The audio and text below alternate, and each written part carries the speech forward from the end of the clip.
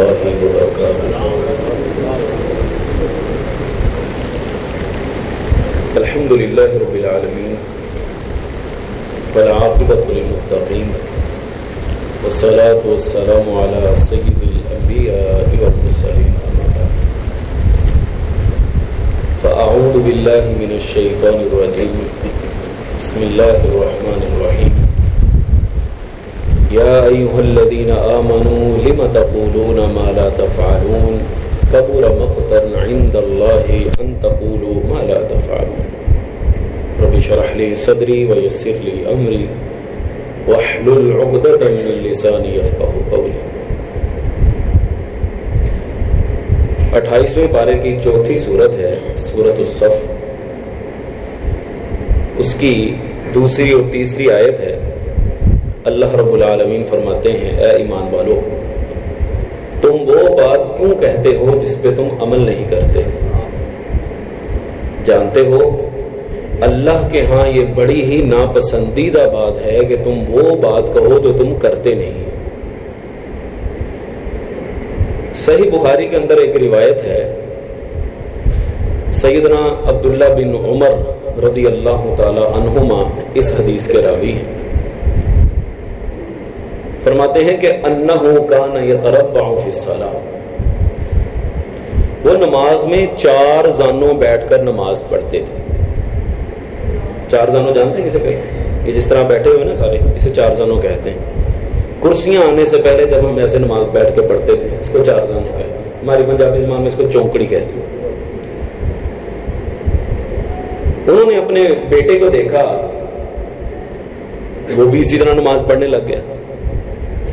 فنہا، اس کو منع کر دیا. فرمانے لگے انما سنت الصلاۃ ان تنصب الیمنى وتثنی الیسرى.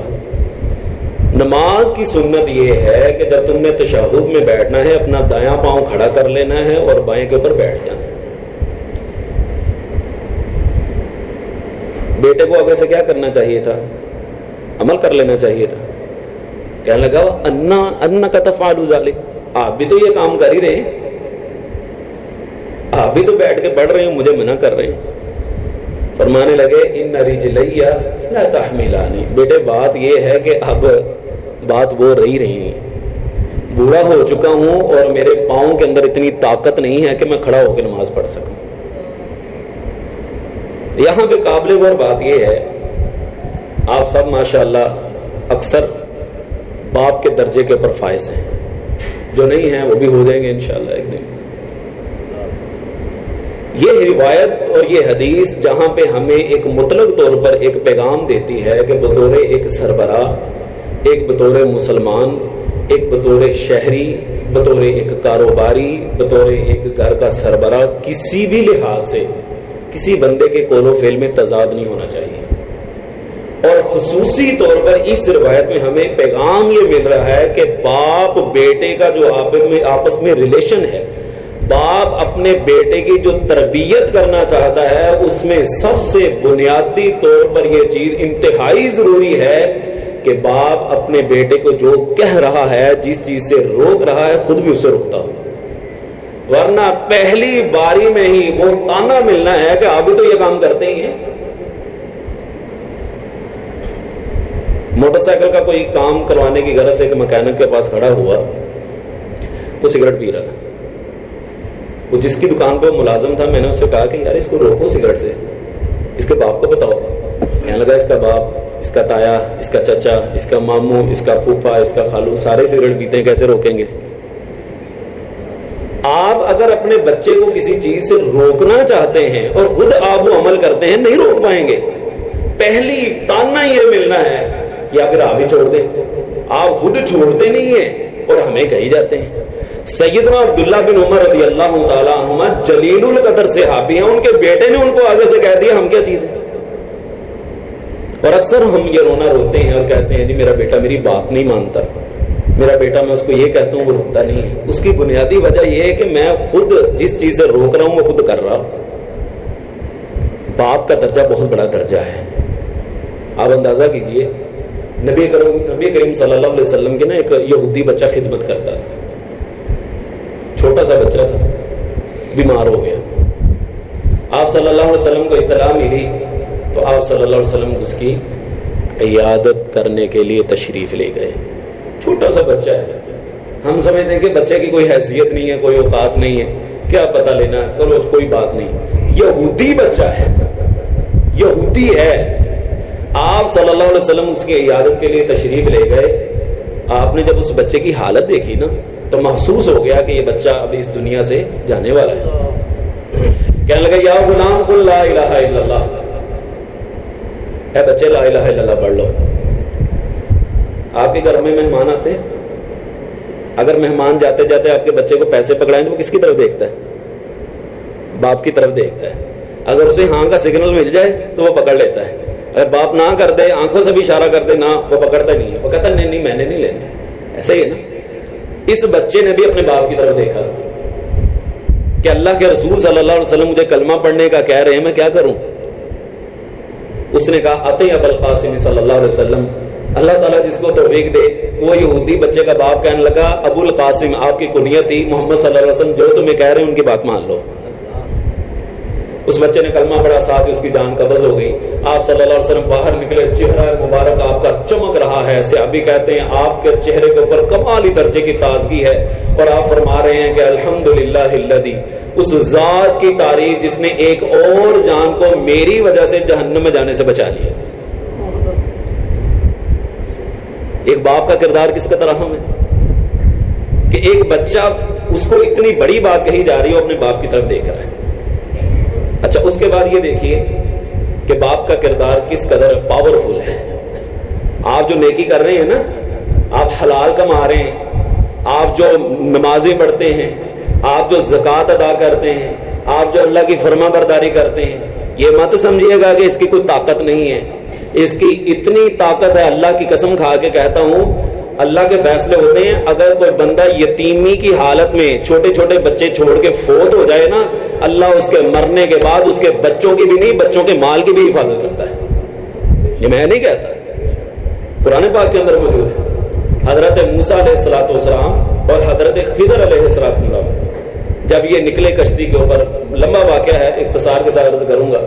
یہ ایک بستی میں پہنچے, ان سے کھانا مانگا, انہوں نے انکار کر دیا, ہم نے نہیں کھانا کھلانا. وہاں پہ ایک دیوار گرنے والی تھی. حضرت خضر علیہ السلام نے یوں دیوار کو سیدھا کر دیا. حضرت موسیٰ علیہ السلام کہنے لگے ان لوگوں نے ہمیں کھانا نہیں دیا اور آپ ان کے کام کر رہے ہیں بغیر اجرت کے.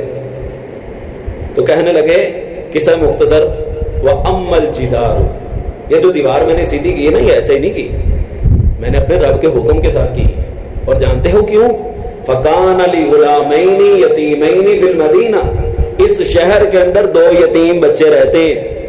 وَكَانَ تَحْتَهُ كَنْزٌ لَهُمَا, اور اس دیوار کے نیچے ان کا خزانہ ہے.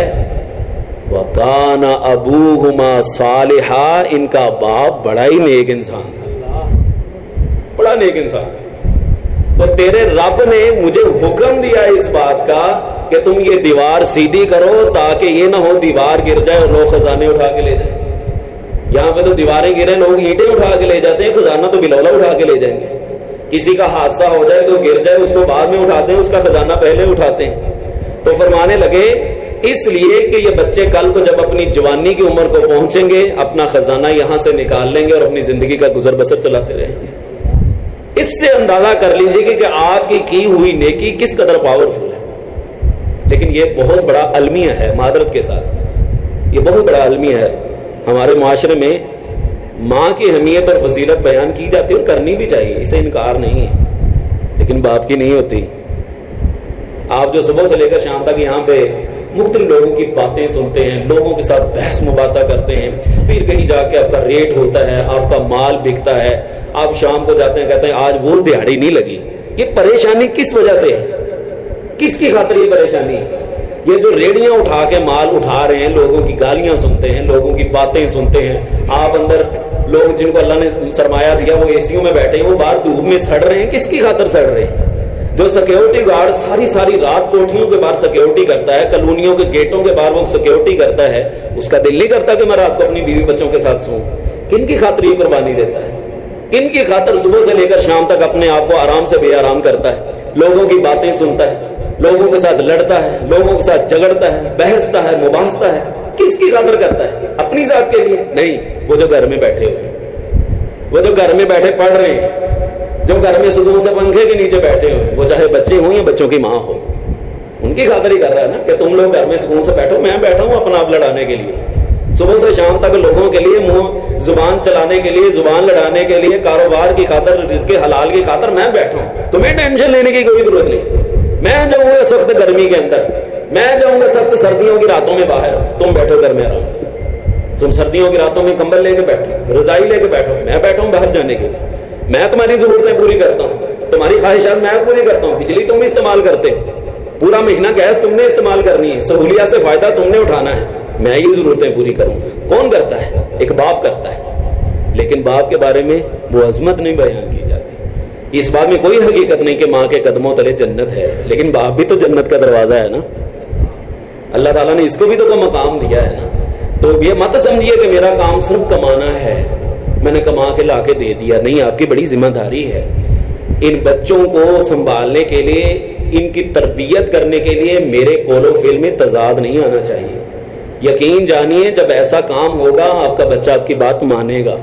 آخری بات سنا کے بات کو ختم کرتا ہوں۔ محدث کے بارے میں ملتا ہے، کہنے لگے کہ جب مجھ سے کہیں اللہ کی نافرمانی ہو جاتی تھی نا تو مجھے پتہ چل جاتا تھا کہ میں نے آج اللہ کی بات نہیں مانی۔